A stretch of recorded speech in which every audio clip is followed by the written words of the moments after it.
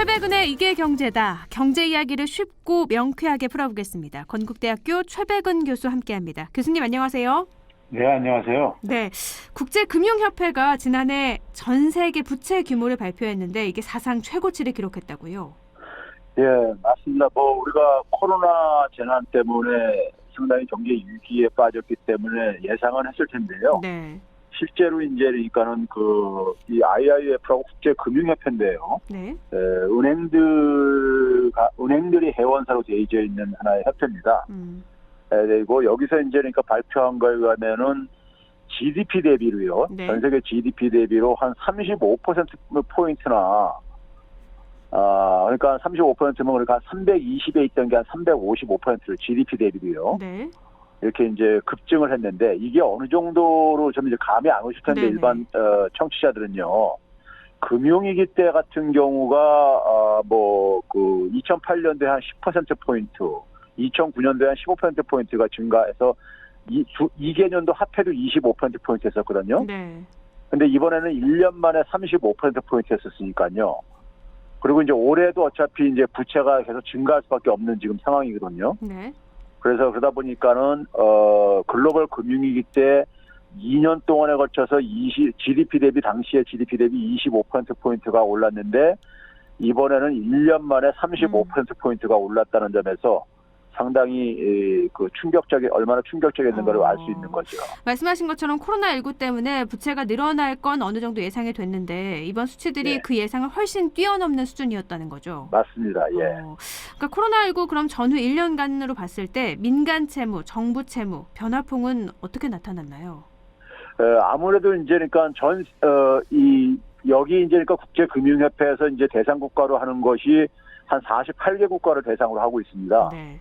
근데 이 48개 국가를 대상으로 해가지고 평균을 이렇게 내보고 있는데 정부 부문이 아무래도 이제 가장 많이 이제 오른 걸로 나타나고 있어요. 네. 정부 부문이 코로나 재난 이전에는 한 88% GDP 대비입니다. 네. 이 수치들이요. 88% 정도 됐었는데 이게 한 105%까지 뛰었으니까는 한 17% 정도, 17%포인트 정도 이렇게 올랐고요. 네. 그 다음에 이제 가계는 한 4% 정도 올랐고 포인트 정도요. 그 다음에 이제 비금융 이제 기업들이요. 금융 기업들은 이제 우리가 이제 고려할 필요가 없는 게 금융 기업들은 대부분이 은행들은 그 자산의 대부분이 부채이기 때문에요. 네. 대개 이제 비금융 기업들을 우리가 부채를 보는데 비금융 기업들 같은 경우도 보게 되면 한 8%포인트 이상이 올랐거든요. 네. 그러니까 가장 많이 오른 게 정부 부분이고, 그 다음에 기업 부분, 그 다음에 가계 부분으로 올랐고요. 근데 이게 이제 선진 국가들을 좀 이제 국한해서 보게 되면은 선진 국가들은 특히 이제 아무래도 그 정부가 여력이 좀 더 이제 그러니까는 이 재정 운영의 여력이 좀 더 있다 보니까요. 실제로 보게 되면은 20%포인트 이상 올랐습니다. 선진국의 정부 부문 부채는요. 예, 굉장히 많이 올랐죠. 엄청난 것 같은데 우리나라 국내 총생산, 그러니까 GDP 대비 부채 비율이 25%로 중국 다음으로 터키와 함께 신흥국 중에서 부채가 가장 급격하게 늘어난 국가로 지목이 됐다고 하는데 이거 좀 자세하게 좀 알려주세요. 예, 우리나라 같은 경우는 사실 정부, 기업, 가계 부분을 봤을 때요. 네. 봤을 때 가계 부분이 굉장히 크게 올랐습니다. 가계 부분이 우리나라 같은 경우 보게 되면은 주요 국소 중에서 가장 높이 올랐는데요. 네. 7.6%포인트나 올랐고요. 평균이 4%인데 7.6%요. 예, 그러니까 거의 2배 정도 되는 거죠. 그리고 이제 정부는 이제 한 7.9%로 그러니까 상대적으로는 주요국들에 비해서 미국 같은 경우가 정부 부분이 한 25.3% 정도 올랐는데 네. 우리는 한 7.9%뿐이 안 올랐으니까는 상대적으로 그러니까는 옆에 나라인 중국 같은 경우도 정부 부분이 한 12% 오르고 가계 부분은 한 4.7% 올랐는데 우리는 가계 부분이 굉장히 압도적으로 크게 올랐습니다. 그러니까 전 세계적으로 봤을 때 정부가 더 많이 늘어나는 거에 비해서 우리는 가계가 더 늘어난 거니까 거꾸로 가고 있다고 봐도 되겠네요. 맞습니다. 예. 그러니까 어떻게 보게 되면 정부가 좀 돈을 적게 풀다 보니까는 네. 가계가 그 부담을 상당히 가질 수밖에 없다고 이렇게 해석할 수 있겠습니다. 이 수치만 봐도 정부 부채는 뭐 잘 알려진 대로 우리나라가 세계 수준에서는 낮은 수치지만 가계 부채가 높다. 그러면 지금 가계 부채는 우리나라가 봤을 때 우려할 만한 수준인 거죠? 그렇죠. 우리나라가 지금 그러니까 지난해 말 이게 이제 국제금융협회가 가장 그러니까 빠르게 이제 그러니까 이 데이터를 이제 집계를 했는데요. 네. 지난해 연말에 이제 그러니까 우리가 102.8% 그러니까 한 103% 근접한 걸로 나왔어요. GDP 대비요. 네. 그러니까 우리나라 GDP에 이제 그러니까 한 배가 넘는다는 얘기죠. 넘는 얘기인데 미국에서 서브프라임 모기 사태가 터졌던 미국에서 금융이 발발했을 때가 한 100% 정도 됐었어요. 네. 근데 우리는 그걸 이제 훌쩍 뛰어넘은 거죠. 이미 그러니까요. 네. 이번 수치를 봤을 때도 굉장히 심각한데 유승민 전 의원이 최근에 이런 발언을 했어요. 가계부채 증가 원인에 대해서 소위 영끌과 비투 때문이라고 하면서 미친 집값, 전월세 내느라고 대출을 받아야 되고 또 주식에 투자하느라 대출까지 받기 때문이다. 그래서 부동산 경기를 잡아야지 이 대출을 가계부채를 잡을 수 있다. 이런 입장을 냈거든요. 이건 어떻게 생각하세요? 예, 지난해 같은 경우 보게 되면은 지난해부터가 아니라 이미 그러니까 2019년 3분기부터요. 네.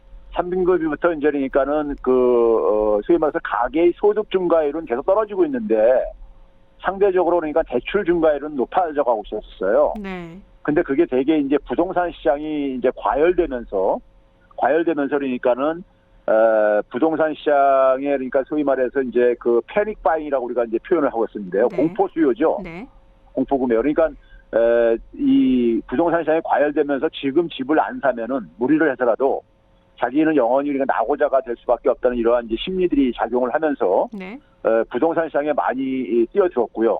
그 다음에 이제 우리가 지난해 같은 경우 또 주식 열풍이 불었잖아요. 그렇죠. 주식 열풍이 불면서 상당히 많은 우리가 신용 대출로 그러니까는 이 주식 시장에 뛰어들었고요. 실제로 그러니까 신용으로 주식을 매수한 규모를 보게 되면은 한 15조 이상이 정도가 증가를 했어요. 지난 1년 사이에요. 네. 이때는 주식이나 집을 안 사면 안 될 것 같은 말씀하신 것처럼 패닉 바잉. 지금 안 사면 앞으로 평생 못 하는 거고 주식도 지금 안 하면 나만 뒤처지는 그런 느낌이라서 모두가 다 빚을 내면서까지 한 것 같은데 또 경기지사는요. 가계 부채가 높은 원인을 국가 채무 비율이 낮고 복지 지출이 낮기 때문이라고 하면서 이재명 유승민 전 의원하고 아예 반대되는 입장을 얘기하기도 했거든요. 저는 두 가지가 다 있다고 봐요.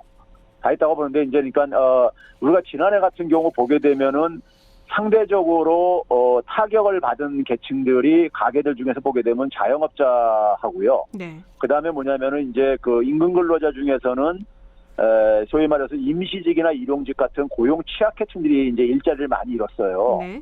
그러면 이런 분들이 그다음에 또 한 가지는 이제 그러니까 이제 고령층 중에서 고령층들이 그러니까 코로나 때문에 공공근로 일자리도 많이 이제 그러니까는 이게 사업이 축소가 되고 그랬습니다. 네. 그러다 보니까 이런 분들이 생계 대출로 많이 이제 그러니까는 빚을 많이 내면서 사실 가게들이 그 생존을 위해 가지고 이제 그러니까는 그 대출에 많이 의존을 했다는 점은 우리가 부인할 수 없는 사실이고요. 네. 그런 점에서 정부가 좀 이제 그러니까는 정부 재정 관리를 너무 지나치게 함으로써 가계의 그러니까 재정이 그러니까 상당히 악화되는 이런 결과를 초래한 것도 사실인 겁니다. 거기에 이제 플러스 이제 부동산이나 주식 시장의 과열이 또 이제 그러니까 대출을 또 이제 가계 대출을 또 이제 끌어올린 부분도 있고요. 네. 그러면 유승민 의원 말처럼 부동산 시장을 좀 안정시키면 가계부채가 조금은 줄어들 걸로 예상을 하시는 건가요? 그렇죠. 부동산 시장은 사실 어떻게 보게 되면은 저는 사실 문재인 정부에 대해서 굉장히 그러니까는 그 소득주도 성장 정책이나 좀 긍정적으로 평가했던 하나의 학자 중에 하나인데요. 네. 근데 부동산 정책은 제가 실패했다고 제가 지난해도 계속 방송에서 나가서 얘기를 했었거든요. 네네. 그러니까 이제 문재인 정부가 들어서면서 대통령께서 2017년 3월 달에 그러니까 가계부채 대책을 발표했었어요. 네. 당시에 대책이 뭐냐면은 가계의 처분 가능 소득 대비 그러니까는 가계부채를 150% 이내에서 관리를 하겠다 그랬었어요. 네. 당시에 150 한 3% 됐었습니다. 네. 근데 지금 현실은 어떠냐 하면은요. 지난해 이미 2분기 기준으로 해서 상반기 기준으로 이미 173%가 넘어섰어요. 네. 가계부채의 관리는 사실상 그러니까 실패를 한 거죠. 이제 대통령께서 이제 이렇게 약속한 거를 지키지 못한 게 사실이고요. 네. 그리고 이제 그 다음에 이제 그러니까는 그 처음부터 부동산 정책에 대해서는 부동산을 통해서 불로소득 얻는 거를 그러니까 용납하지 않겠다, 허용하지 않겠다. 그리고 공공 그러니까 임대 아파트, 질 좋은 공공 임대 아파트를 충분히 공급하겠다 이렇게 했거든요. 그랬죠. 그런데 이제 그 부동산 불로소득으로 상당히 많이 그러니까 2018년까지 어느 정도 좀 안정이 됐었습니다. 네. 근데 2019년 이후에 그러니까는 부동산 시장이 결국은 뭐냐면은 정부의 부동산 대책이 실패를 함으로써 급등을 하고 그 결과로 부동산 불로소득이 굉장히 급등을 했죠. 네. 그다음에 또 한 가지는 이 장기 공공 임대주택을 이 박근혜 정부에 비해서 많이 이제 증가를 시켰는데요. 네. 그러니까 이 워낙 이제 근데 뭐냐면은 도시주택 기금에서 이제 그러니까 쓸 수 있는 이제 그러니까는 공공 임대주택에 투자할 수 있는 예산은 그러니까 제한돼 있었어요. 네. 그게 이제 결국 뭐냐면은 기재부에서 그러니까는 공공 임대주택에 대한 예산을 그러니까는 하나도 안 늘려줬어요. 네. 박근혜 정부 때 비해서요. 네네. 그러다 보니까는 절대적으로 그러니까 크게 증가하지 않다 보니까는 공공 임대주택도 그러니까는 생각만큼 많이 증가하지 않은 거고요. 네. 그러다 보니까는 부동산 시장 정책이라는 건 기본적으로 주거 차원에서 접근을 해야 되는데 주거 차원에서 접근을 하려면은 집 없는 사람들한테 그러니까 사실 집값을 안정시켜 줌으로써 자신의 소득에다가 좀 일정 부분 은행 대출 결합해 가지고 주택을 매입할 수 있는 사람한테는 그러니까 좀 주택 가격이 좀 이제 안정돼야지만이 좀 매입을 할 수 있는 것이고요. 네. 그다음에 이제 청년들 같은 경우는 사실은 그러니까 소득을 가지고 매입하기엔 너무 이제 그러니까는 그 부담이 큰 계층들이기 때문에 네. 이들한테는 공공 임대주택의 공급이 필요한 거거든요. 네. 그런데 정부의 정책이라는 것이 그러니까 주로 이제 수요 억제만 초점을 맞추면서 이 공급을 그러니까는 공급 물량을 그러니까 충분히 확보하는 데 있어서 좀 이제 엇박자 정책이 있었어요. 네. 그러니까 다주택자들이 좀 우리가 주택을 많이 시장에 내놓게 했어야 되는 건데 네. 이게 이제 소치한게 보게 되면은 다주택자들의 어떤 하나의 그런 인센티브를 또 주는 정책, 예를 들면 그러니까 임대사업자한테 혜택을 주는 정책을 또 한편에서 이렇게 추진을 하다 보니까는 네네. 그러다 보니까는 다주택 소유를 오히려 그러니까 좀 부추긴 측면도 있었죠. 네네, 그랬죠. 네, 그러다 보니까는 정책이 엇박자가 나면서 그러니까는 사실 이 부동산 시장을 안정화시키는 것은 사실 실패를 한 거죠. 그러니까 그 결과로 이제 그러니까는 지난해 2019년 3분기부터는 그러니까 소위 말해서 공포 수요가 막 이제 불이 붙었던 거고요. 지난해 이제 결정을 보였었던 거죠. 그러니까 부동산 정책 실패로 인해서 가계부채가 늘어난 건 사실이다. 이렇게 말씀을 하신 건데 수요 공급을 제대로 맞추지 못해서요. 그러면 결국에는 부동산 시장 안정도 중요하고 또 복지 측면에서도 정부 부채를 조금 늘려서 가계부채를 낮추는 방법 이것도 지금 필요하겠네요. 그렇죠. 결국 지금 이 정부가 흔히 말해서 이제 기재부 홍남기 부총리 같은 경우는 정부 재정이 화수분이 아니다. 이제 이런 식으로 이제 정부 재정을 굉장히 보수적으로 관리를 이렇게 해왔는데요. 네. 근데 결과론적으로 근데 우리가 민생이 굉장히 지금 그러니까 이제 위협을 받고 있다 이겁니다요. 네. 그러니까 민생이 위협받는 상태 속에서 국민이 없는 국가라는 게 어디 있겠습니까요? 기본적으로요. 네. 그런 점에서 그러니까 정부의 재정 안정이라는 것도 민생이 안정이 안 되어지게 되면은 이게 지속이 불가능한 거거든요. 네. 그런데 너무 이제 그러니까 경직적으로 운영했다는 것이 국제적인 그러니까 비교에서도 확인되어지고요. 네. 그다음에 이제 그러니까 우리가 흔히 이제 정부 재정을 이제 이렇게 경직적으로 운용을 하면서 내세웠던 논리 중에 하나가 뭐였냐면은 소위 말해서 대외 신윤도가 악화된다. 그렇죠. 국가 정부 신용 재정이 등급 나빠지게 떨어진다. 되면은 네. 뭐 이런 얘기를 하고 그랬었어요. 네. 그런데 이번에 이제 국제금융협회에서 발표한 나라들을 48개국을 제가 쭉 개별적으로 국가들을 국가 신용 등급의 변화를 이렇게 추적을 해봤어요. 네. 해봤는데 국가 채무 증가하고는 아무 관계가 없었어요. 국가 신용 등급이 국가 채무하고는 상관이 없다고요? 예. 그러니까 예를 들어서 이 48개 국가 중에서 국가 신용 등급이 강등된 나라가 4나라가 있었습니다. 지난해에요. 네. 4나라가 있었는데 예를 들어서 멕시코 같은 경우는 지난해 그러니까 36%에서 45%로 국가 채무가 증가했습니다. 네. 근데 우리보다는 낫죠. 그렇죠. 우리는 뭐냐면 지난해 같은 경우 우리가 이 국가 채무가 47%까지 증가했거든요. 네. 그러니까 우리보다 좀 낮음에도 불구하고 신용 등급은 떨어졌어요. 네. 멕시코 같은 경우는요. 떨어지고 그리고 이제 뭐 마찬가지로 뭐 이 떨어진 나라들 보게 되면은 우리보다 낮음에도 불구하고 떨어진 나라들이 있는데 네. 이건 사실 예상할 수 있었던 것이요. 우리가 예안위기 때 보게 되면은 정부 채무가 10%도 안 됐었어요. 당시에요. 아, 네. 외환위기 때요. 굉장히 낮았었죠. 네. 근데도 외환위기가 터졌었거든요. 네. 그리고 이제 그 이후에 우리나라가 정부 채무 비중이 한 4.7배 정도 증가한 겁니다. 네. 외환위기 이후에요. 네. 10%에서 47%가 증가했으니까요. 네네. 그런데 국가 신용 등급은 한 7단계에 올라갔습니다. 오히려요. 그 과정에서요. 네. 그래서 이 떨어진 나라들을 제가 추적을 해보니까는 이 신용 등급 떨어진 나라를 추적해보니까 경상수지 적자가 굉장히 지속되는 나라들이에요. 공통점이요. 경상수지 적자요. 네. 예. 경상수지라는 게 우리가 해외에서 그러니까 돈을 얼마 달러를 벌어들이냐는 능력을 얘기하는 건데 이게 적자라는 얘기는 그러니까는 벌어들인 달러보다 나간 달러가 더 많다는 얘기인 거죠. 네. 그러다 보니까는 해외 투자자들 입장 속에서는 자신들이 투자한 돈을 달러로 완전하게 회수를 해야 되는데 그게 이제 그러니까 불안해 보인다 이거죠. 이들 나라들은요. 네. 그러다 보니까 이제 그러니까 신용 등급이 이제 강등이 되고 그런 건데 그래서 이번에도 결과적으로 봤을 때도 보게 되면은 정부 채무가 많은 나라들이 급증을 했는데도 불구하고 국가 신용 등급이 전혀 안 변한 나라들이 대부분이에요. 특히 이제 싱가포르 같은 경우 보면 참 재미있는 게요.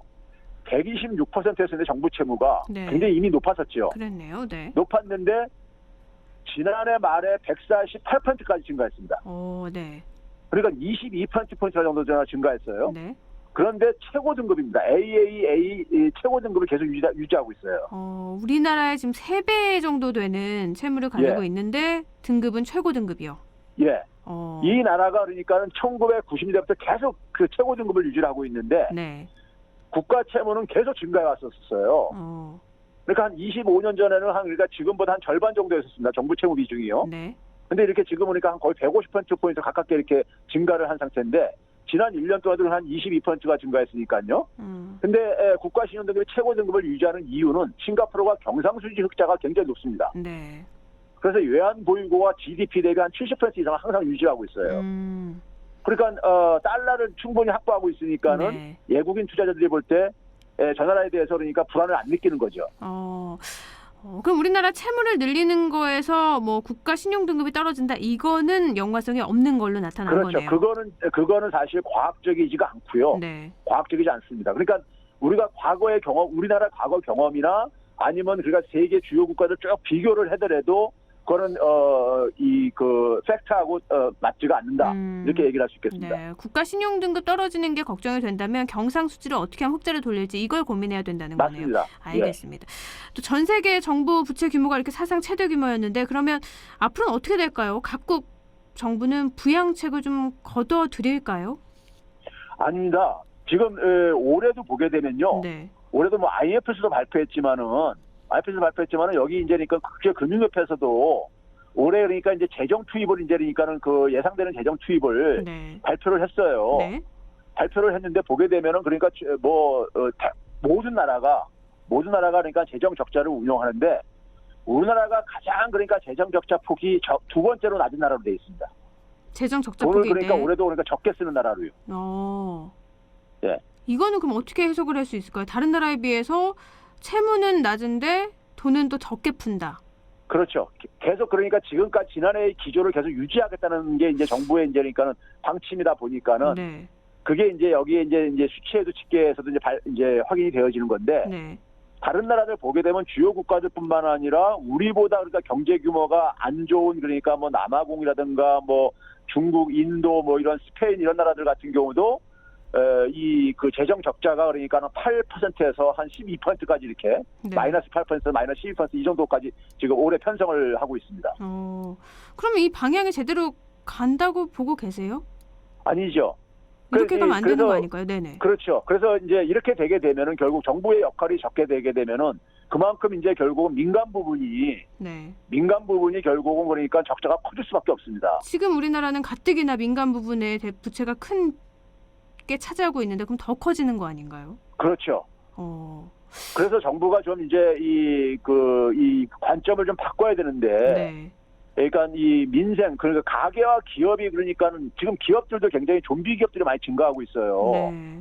근데 이게 결국 보니까 가게와 기업이 만약에 파산을 하거나 하게 되면 고스란히 이게 결국 정부가 또 공적 자금 같은 거 투입을 해가지고 뒷사건을 해야 됩니다. 네. 그러면 그러다 보면 정부 채무가 증가할 수밖에 없거든요. 나중에요. 그렇죠. 네. 그러니까 오히려 그러니까 사전적으로 정부가 이럴 때는 다른 나라들이 대부분 나라들이 이렇게 정부가 투입하는 이유는 참 재밌는 게 이번에 그 수치에서 보게 되면요. 가계 채무 증가율이 이 국제금융협회에서 발표한 것에 따르게 되면요. 그래서 이 미국이나 선진국가뿐만 아니라 옆에 나라인 일본 같은 경우도요. 가계 채무는 1.1%가 오히려 줄어들었어요. 지난해 1년 동안에요. 오, 네. 그러니까 가계가 악화되게 되면 나중에 정부 채무가 더 악화된다는 경험들을 갖고 있다 보니까는 가계 채무를 굉장히 오히려 성공적으로 안정적으로 관리한 게 이번에도 지난 1년 동안도 확인이 되어져요. 네. 그런데 우리는 지금 굉장히 절대적인 수준이 이미 위험한 수준입니다. 굉장히요. 네. 전 세계 주요 국가 중에서 가장 높은 수치거든요. 근데 거기다가 올해 또 그러니까 이게 더 악화된다면은 참 어떤 일이 일어날지는 참 진짜 정확히 언제 일어날지 모르겠지만 굉장히 가계 채무는 굉장히 우리한테 그러니까 부담이 될 수밖에 없는 거죠. 일본 사례만 봐도 국가 부채보다는 가계 부채에 더 집중하는 것 같은데 우리나라는 오히려 국가 부채에 많지도 맞습니다. 않은 국계 부채를 이렇게 중요도를 더 두고 있어서 좀 걱정이 되긴 하는데 미국은요 1조 9천억 달러 슈퍼 부양책 추진 중인데 이건 어떻게 보세요? 이건 무난히 통과가 될까요? 그거는 통과 하원에서 이미 통과가 됐죠. 네네 그랬죠. 통과가 되고 이제 상원 같은 경우도 사실은 그러니까 지금 구조상으로 통과될 가능성이 높고요. 네. 그러면 50대 50인데 결국 동수일 때는 그러니까 이제 이 부통령이 결국은 이제 한 표 행사할 수 있기 때문에요. 통과될 수 있고요. 근데 미국 내에서도 그 규모도 부족하다고 하는 의견들이 나옵니다. 1조 9천억 달러도요. 예. 그러니까 미국이 코로나 이전 상태를 복구하는 데 속에서 그다음에 완전 고용을 미국의 고용 상태를 코로나 이전 상태로 복구하는데 부족하다는 평가를 내부에서 하고 있어요. 네. 그래서 제닛 옐런이라고 지금 이제 재무부 장관 같은 경우도 지금은 정부 부채를 당장 잠깐 잊어라. 일단은 경제를 복구하는 것이 정부 채무를 줄이는 거에 대해서 효과적이다. 그 얘기는 무슨 얘기냐면요. 정부 채무를 우리가 지금 절대 얘기 아니라 비중으로 얘기를 하잖아요. 네. GDP 대비 몇 퍼센트 얘기를 하잖아요. 그렇죠. 그래서 GDP를 늘리는 방법이 그러니까는 그 정부 채무 비율을 줄이는 보다 더 효과적인 방법이라고 생각을 하고 있는 거죠. 미국이 1조 9천억 달러 슈퍼 부양책을 추진하면 그만큼 또 당연히 국가 부채는 늘어날 텐데 지금 그걸 볼 게 아니다 이렇게 보는 거잖아요. 그렇죠. 1조 9천억 달러 투입을 해가지고 GDP를 그 이상 늘리면 된다는 생각을 하고 있는 겁니다. 우리나라는 좀 거꾸로 가고 있어서 좀 답답하긴 한데 그럼 슈퍼 부양책, 미국의 이런 슈퍼 부양책이 세계 경제에는 어떤 영향을 끼칠 걸로 전망해 볼 수 있을까요?